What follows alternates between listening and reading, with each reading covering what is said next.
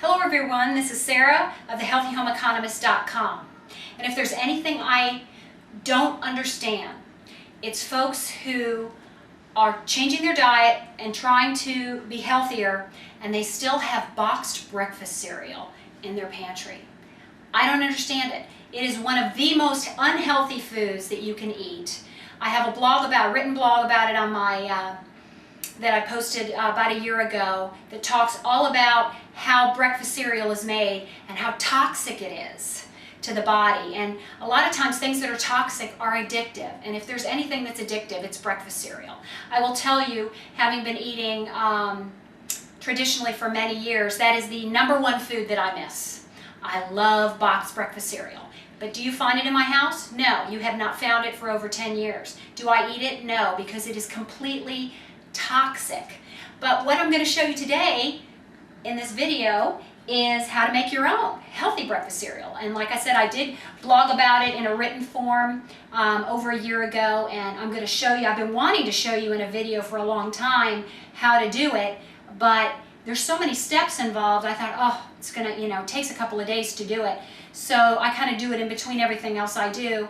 And I'm finally doing it now, so I'm really happy to be finally bringing this topic to you because I know it's something everybody needs to be able to do, because you cannot buy a healthy boxed breakfast cereal. You have to make it yourself. There is no brand out there that I have ever found that is any good whatsoever. I've had people bring me all kinds of brands and I have yet to find a healthy one. The only healthy cereals are the cooked porridges, the traditional cooked porridges like oatmeal and cream of wheat and things like that, and even those you need to soak them overnight. But a dry, cold breakfast cereal, you have to make it yourself. So let me show you what I do. My kids love it. It's a great dry snack. It's great in milk. It's just fantastic. And there's infinite variations that once you make this a few times, you can change it around to your liking. So the first thing you need to do, step 1, is to get yourself some freshly ground flour. In my last video, I showed you my grain routine, and you really need fresh flour for this, okay? If you buy store flour, even organic, it's pretty nutritionless. Once you grind flour and it sits in a bag at room temperature, the nutrition's pretty much gone in about 3 days. Okay, if you refrigerate it, maybe a week or 2. If you freeze it, if you grind it like I do at home and then freeze it, it's good for many weeks. And so that is what I recommend. I don't recommend that you grind every single time you need to make something, because that's a pain in the neck. And like I said in my last video, I grind once a month to make it easy on myself, and I freeze it to lock in the nutrition. And that's what I recommend you do. So this is freshly ground flour, and you can use spelt, you can use hard white wheat, or you can use soft white wheat, whatever you want to use. This particular one is spelt. I'm going to be making this with organic spelt flour. And you're going to want 6 cups of this flour in a big glass bowl.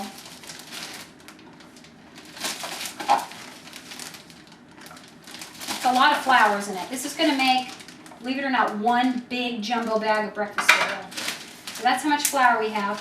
The next thing I would suggest you have, you can use buttermilk, you can use kefir, you can use yogurt as your soaking medium, because we're going to soak this flour for a full 24 hours.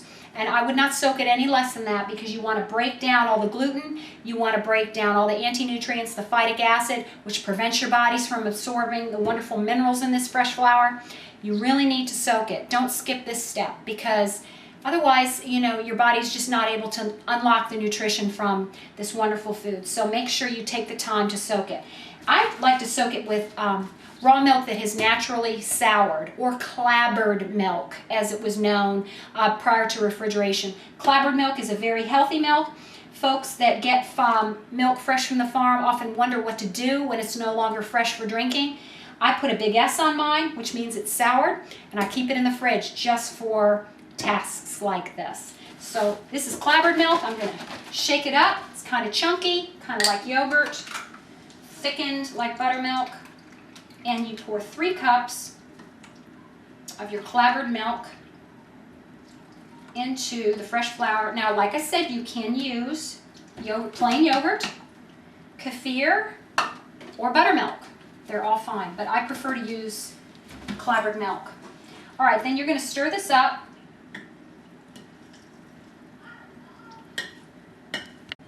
I've got the flour and the clabbered milk all mixed up, and as you can see, it's pretty thick. Okay?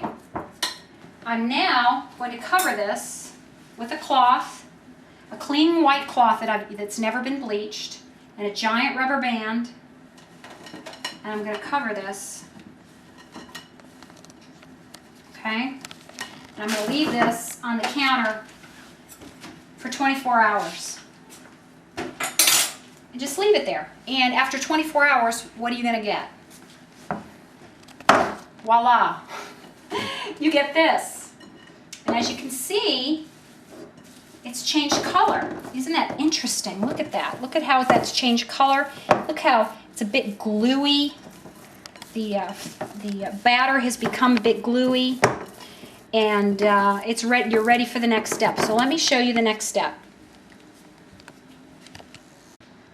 Once you've soaked your wonderful flour, you're ready to add the rest of the ingredients and bake your what's called a coffee cake. And then we'll have to take it to, we've got a couple more steps after that. So we have soaked the flour. Look how beautiful that is. Color has changed. All the nutrients are available and easy to absorb. That's why you want to soak. Make sure you take the time to do that. Okay, first thing we're going to add is 3/4 of a cup of expeller pressed coconut oil. We're also going to add 1 teaspoon of sea salt, 2 teaspoons of baking soda. Mix that in a bit. There's no eggs in this, okay? There's no eggs in this recipe. And if you notice, there's no eggs in boxed breakfast cereal at the store either. There's just some sort of an oil.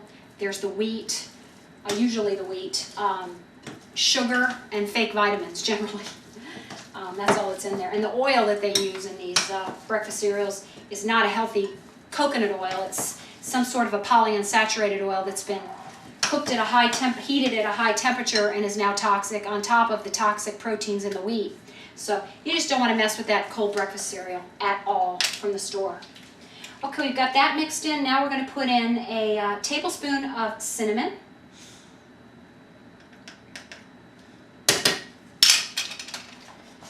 And we're going to get, we've got Frontier maple flavoring here. We're going to put in a full teaspoon of maple flavoring.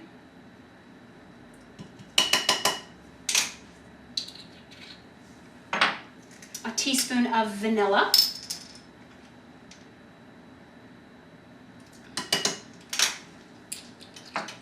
And lastly, a cup of grade B maple syrup. Now if you're on GAPS, well, you're not going to be making this if you're on GAPS anyway because it's grain. But if you are not able to use maple syrup, you can substitute honey. But I'm using 1 cup of grade B maple syrup.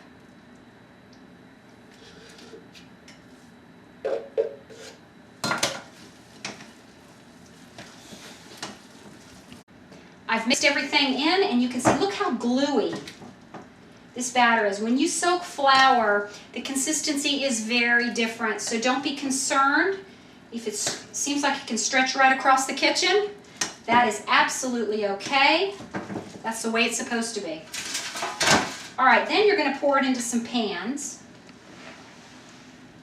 Look how gluey that is. Isn't that beautiful? And I'm using a porcelain, an enameled pan, and a glass pan for this purpose.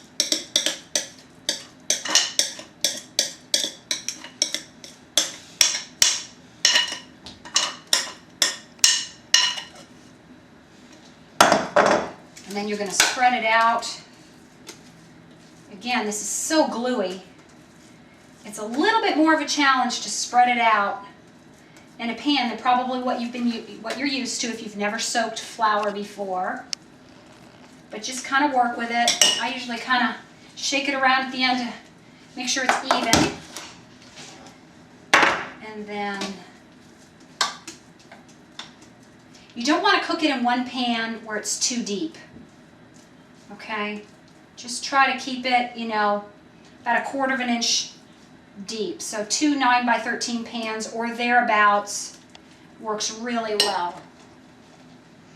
And what you're going to do is you're going to turn your oven on 350, and you're going to bake these for about 20 to 30 minutes. And you need to check them. Look at this. Look at bubbles are coming to the top. You can see little bubbles popping in this batter. It just shows you it's alive. It's you know, there's some sort of a chemical process going on in this flour as the clabbered milk works on that gluten and works on that phytic acid, breaks everything down, so it's so nice and digestible for you once you eat it. Once again, don't skip this step. I see so many people not taking the time for this step, and it's very critical that you do it. Okay, so we're going to bake, oh, little bubble right there. So now we're going to bake this for 20 to 30 minutes and check on it with a toothpick. Make sure as soon as it's done, get it out of the oven, and we'll pick up there.